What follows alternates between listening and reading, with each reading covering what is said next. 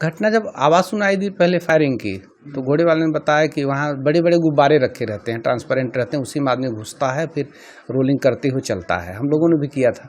उसने कहा गुब्बारा शायद फूटा होगा, उसी की आवाज़ हुई।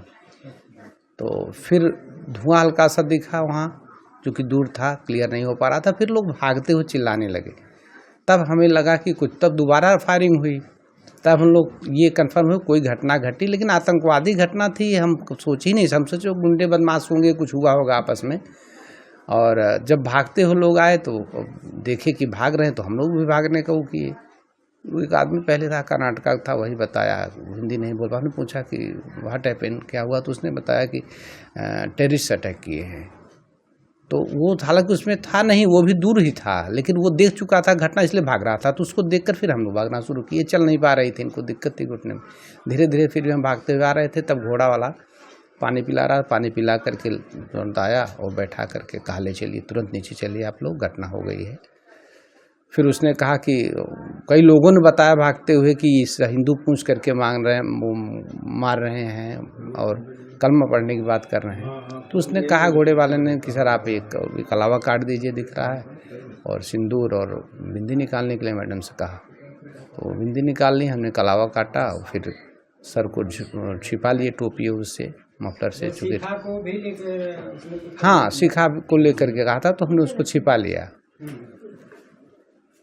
शिखा, चंदन, शिखा और कलावा तीनों को कह रहा था कि यही तो पहचान है आप लोगों की, इसको जो है। और ये भी कहा कि कलमा आता है। हमने कहा नहीं, कलमा तो नहीं आता हमें। कहे अगर मान लीजिए कोई बात हो तो आप लोग खाली अल्लाह अकबर, अल्लाह अकबर यही कहिएगा।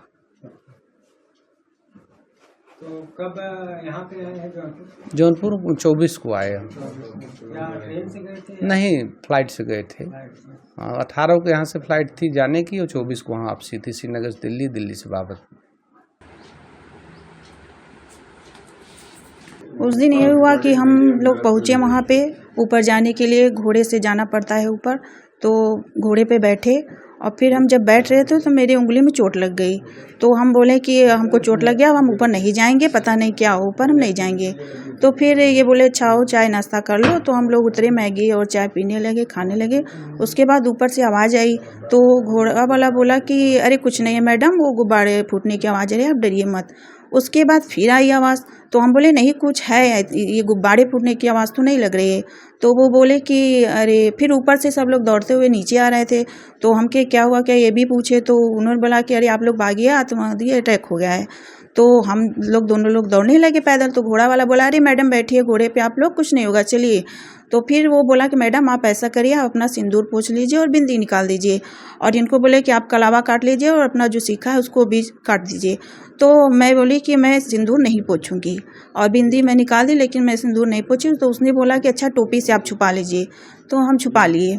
उसके बाद वो घोड़ा बैठा के आप चलिए चलिए। फिर बीएसएफ के जवान आ गए। वो लोग कहे मैडम आप लोग डरिए मत, आप लोग सुरक्षित हैं, आप लोग का होटल कहाँ है। तो हम लोग बताए जहाँ था। तो कहे, तो वो लोग हम लोग को सुरक्षित कवर करके होटल तक पहुँचाए।